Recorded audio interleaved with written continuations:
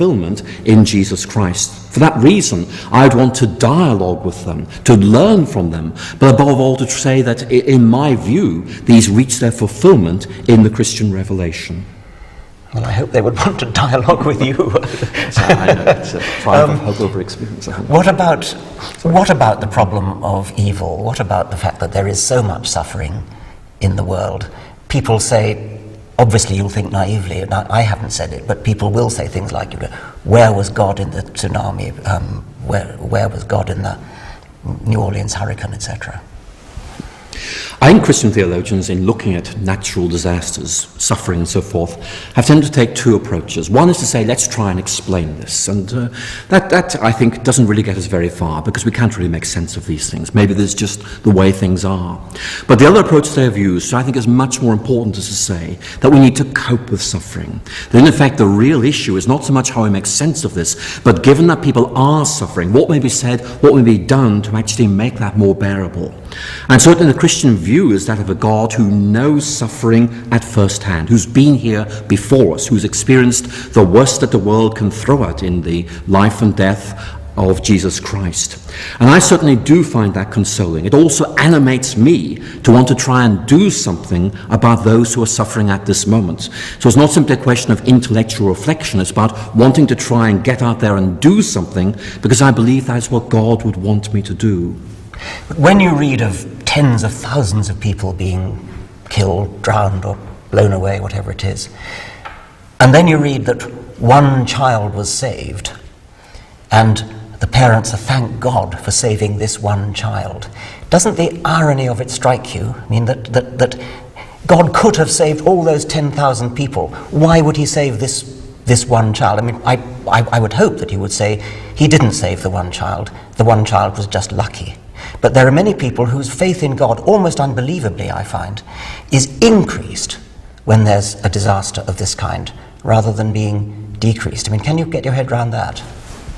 I think I would love to be able to explore the question of whether the world could be made in a different way, so we don't have these seismic shifts. Could we make a world where there weren't these things? Could we make a world in which these shifts didn't take place, with resulting tidal waves and so forth? I don't know the answer to that question, but it's a very significant question all the same. But in response to your question about a child being saved, I think one of the most fundamental instincts in human nature is to want to give thanks for things that happen that they believe to be good things. And certainly I fully take your point that it seems ironic that when many have died, we should be thankful for one being saved. And yet for the parents in question, that would unquestionably be something they felt overwhelmed by, and would be the most natural thing in the world for them to want to give thanks that their child had been saved. Of course, and I mean, I would agree with that. I'd agree that the psychological benefit of that is huge. But would you, as a detached scholar and theologian, would you want to say God saved that one child? I would want to say that God saved that one child.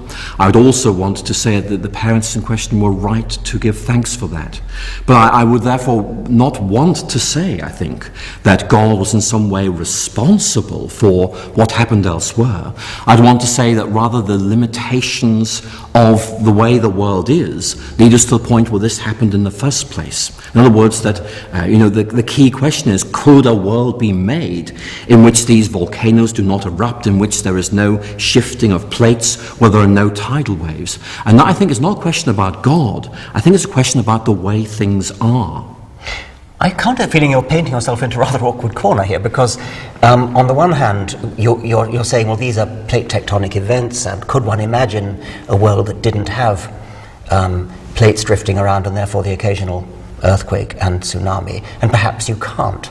But if God has the power to, I mean, I thought, to be consistent, you would say, no, the plate tectonics is part of God's creation. God is a creator of a world, a universe in which plate tectonics is part of it, and therefore he can't change that and wouldn't wish to. It would be almost undignified. It would almost be a kind of blasphemy to go in there and start messing around with this perfect creation which he's made.